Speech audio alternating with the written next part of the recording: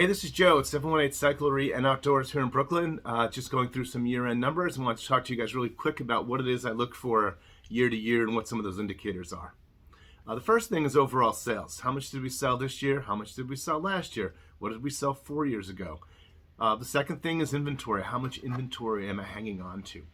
The third thing is gross margin. Am I buying and selling at good prices? Am I buying and selling at a sustainable price to make the business profitable? And the fourth thing is looking for weird kind of anomalies and surprises in terms of what we sold that previous year. So to get into it, the first thing I mentioned was overall sales.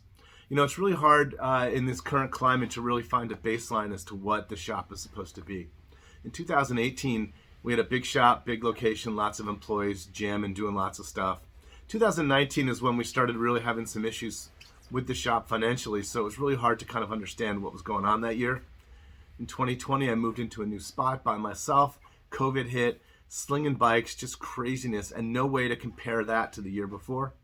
2021, which just ended, also a crazy year, unique unto itself, and no way to compare it to the year before or previous years.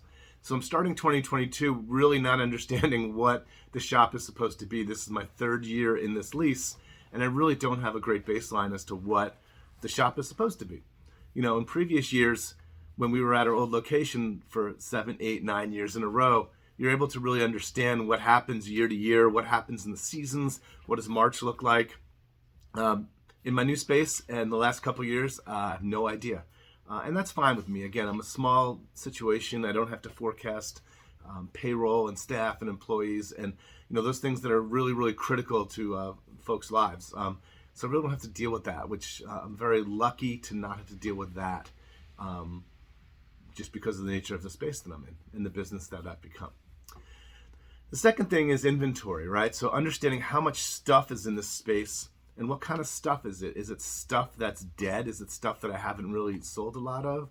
Is there a lot of, weird stuff down in the basement that I need to kind of check out? What kind of inventory is it? So in looking through the inventory this year, we turned our inventory over a lot, which is one of the good indicators of a retail establishment is how many times you're turning over your inventory. So we had a really good turn number.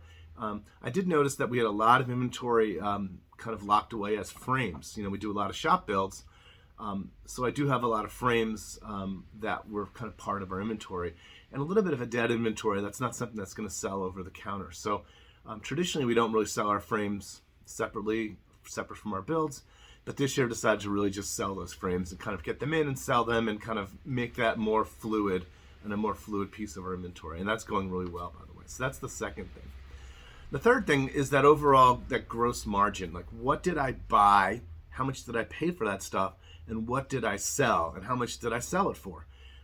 Obviously, looking for a sustainable relationship there where you're buying low and selling higher than low. That's, the golden rule of retail, right? Usually, or the way I think about it is there's what's called keystoning, meaning that I buy something for 50 cents, I sell it for $1. So that's a 50% gross margin. That never, ever happens in the bike industry. In the bike industry, when you're selling a bike, you're in the low to mid 30s if you're lucky, right? So trying to build that up to 50%, you're kind of dealing with accessories and labor and all those things. And for me, I always try to get to 40%, right? 40% gross margin allows me to have enough of a gross profit to kind of deal with all my expenses and also deal with the things that my family needs and moving our family forward. So that 40% is kind of the gold standard for me to be able to have a business that's sustainable for me and my family. And that number has been we've been approaching it. In 2021, that number was a little lower. We were close to 30%. And that was because we were selling a lot of stock bikes, right? And we were slinging stock bikes left and right in 2021. Again, great sales numbers, but that margin is a little lower. In 2020, we were selling tons of bikes. In 2021, the year that just ended, fewer bikes, but more stuff, sleeping bags, tents, camping gear. That stuff has higher margins, right? So our margin number improved a lot in 2021. And we're looking for it to improve a lot in 2022. So that's the third thing. The fourth thing is kind of looking through like sales reports and seeing if there are any kind of weird, anomalies or things that I didn't expect. A couple that jumped out immediately. One was that we sold 425 caps, right? And if you think about a year and selling 425 caps, we're not open 365 days a year. If you take out holidays and the Mondays that we're off and micro tours and tours and blah, blah, blah, we're open about 270 days a year. So if you think about selling 425 caps in 272 days, I mean, that's a weird number in terms of like, if you would have asked me, I would have thought the number was maybe like 150 caps, just off the top of my head. So things like that, locks, lights, bells, just lots of things that we sold, a lot more of than I thought we would. And again, those things generally become a good margin and a really solid way to kind of build a business. So again, those are the 4 things I look for at the end of the year. I'm not pouring over stuff from the past. I'm not, pouring over stuff from the future. We just kind of keep going and going. It's pretty obvious, as you can tell by these videos, just forging ahead every day. And so far, so good. This is, again, it's our 3rd year in the space. We're looking to do a lot of trips this year. And a lot of those trips do generate a lot of sales that are, high margin, just a high value customer too. That's a customer that really believes in what we're doing and really is sticking close to us as we're doing our trips and adventures. So to me, that's an important kind of thing to pursue, as opposed to just kind of, slinging crap, over the counter and selling things as people come and go. We're looking to build relationships, which is kind of how we built the business over the years. And what makes it incredibly enjoyable to come to the shop every day is getting to deal with folks like you.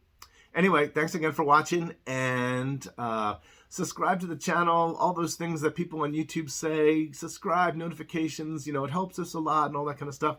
It'd be great if you subscribe to it, but you don't have to. I'll keep doing these things until the day I probably die. But anyway, it's so enjoyable, and thank you very much for watching.